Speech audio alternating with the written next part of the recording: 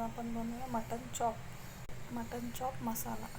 इसमें हल्दी मसाला, अदरक लहसुन पेस्ट आहे, हळद मीठ लावलं, अदरक लहसुन पेस्ट स्लाइस मध्ये 2 बारीक कांदा। आपण बनवूया मटन चॉप मसाला। तेल टाकूया, 1 चम्मच घी पण टाकू, 1 चम्मच घी। तर आपण चांगला कांदा लाल करून ब्राऊन करायचा। ब्राऊन ही रेसिपी आहे मटन चॉप मसाला। चांगला लाल झालेला 3 लवंग टाकायचे, चम्मच जिरा, चम्मच अदरक लहसुन पेस्ट, खुला मसाला आहे, चम्मच मसाला टाकला, चॉप टाकून देऊ,